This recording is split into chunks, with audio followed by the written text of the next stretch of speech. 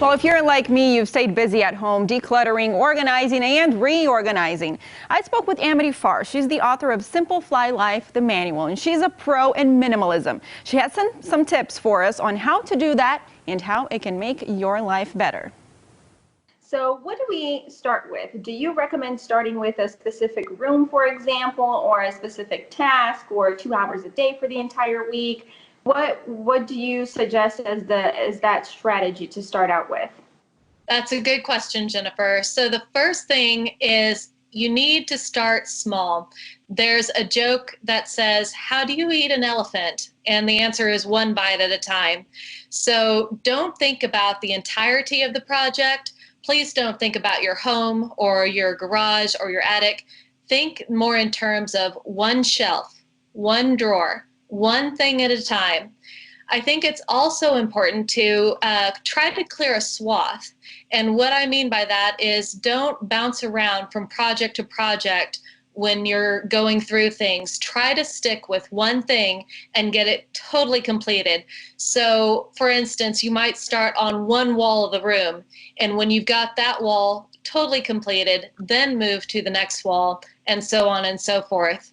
My clients really benefit from the idea of low-hanging fruit. So for your first few decluttering projects, I think it's great to pick an easy project where you're going to see a lot of visual progress quickly, and save the painful projects for later, like the family photos or really sentimental, hard to make decision on things, and things that you might have to involve other people with, other members of your family that have to make decisions. You know, you're going to want to go down memory lane for the event of having momentum, having a sense of progress. Start with the easy, bulky projects first, where when you throw away things or donate things, you are really going to see your progress. Can you just organize the things you have without necessarily getting rid of things you don't use anymore?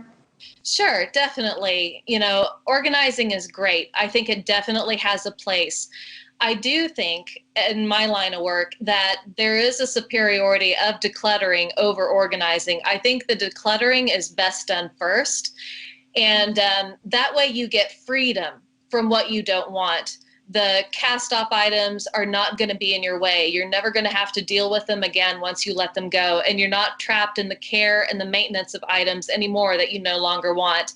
So I think it's important to declutter first, but after you declutter, yes, definitely organize. And I do want to say that clutter is like an onion. And so what I'm saying is, when you get through with the first layer, you're going to see a second layer underneath.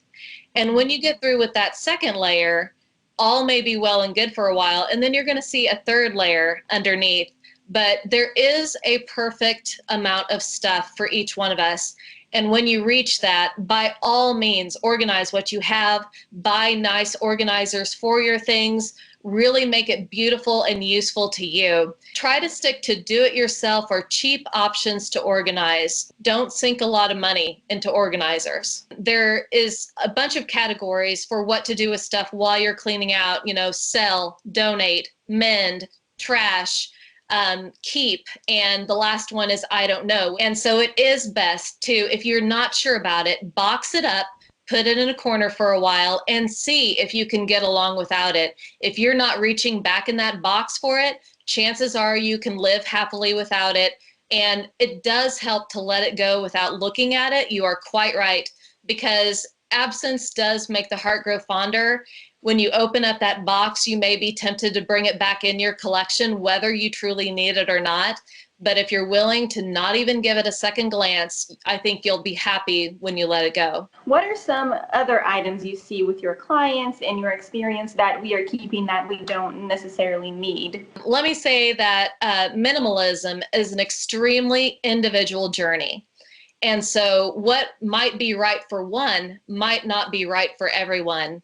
And for instance, an NFL linebacker and a homemaker are going to have two very different versions of minimalism, but they both may be right, true, and good, even though they look very different from one another.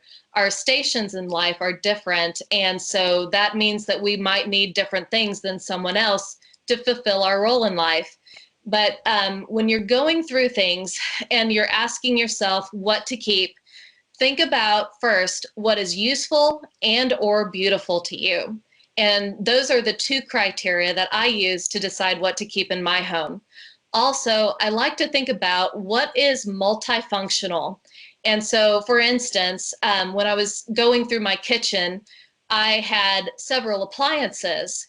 And I got an Instapot at one point, and I thought, okay, I can let my rice cooker and my slow cooker go and keep the Instapot. And I did. And so I traded 2 for 1. So that's something you recommend, recycling all of these items you're not using, donating, passing it along. Don't just throw it away in the trash. Right. There's an amazing opportunity here in Springfield to recycle. You might call the charity of your choice just to see what their processes are during this. If you are not able to donate now, I would say make sure that it's got its own section in your garage or your closet or wherever you're going to store your boxes that you're letting go of. And then just as soon as things open back up and you're able, put them in your vehicle. Because if you have them in your vehicle, that is one less step between you and the actual drop-off of those items. And so it's very encouraging just to be able to swing by and do it when you're out and about. What are the benefits of minimalism and minimizing, decluttering, and that minimalist lifestyle? So the biggest one is freedom. Freedom. It's so awesome, the amount of freedom that I have. I have the ability to work differently than many. I've had this ability even when I was still at my regular paycheck job. The freedom that comes with being less stressed from your stuff and having things put away and put together in your home in such a way that it's peaceful and tranquil to you when you look at it and when you're dwelling in it. After your work day or whatever you're doing. So just more time, more money, and less stress are the 3 big ones. And if you think about it, if you stop the shopping, you will have more time. If you're not shopping, you will have more money. And if your house is under control and put together the way you want it, you will be less stressed. Amity Farr, some great tips. Thank you so much for being with us today. Thank you, Jennifer. It was a pleasure.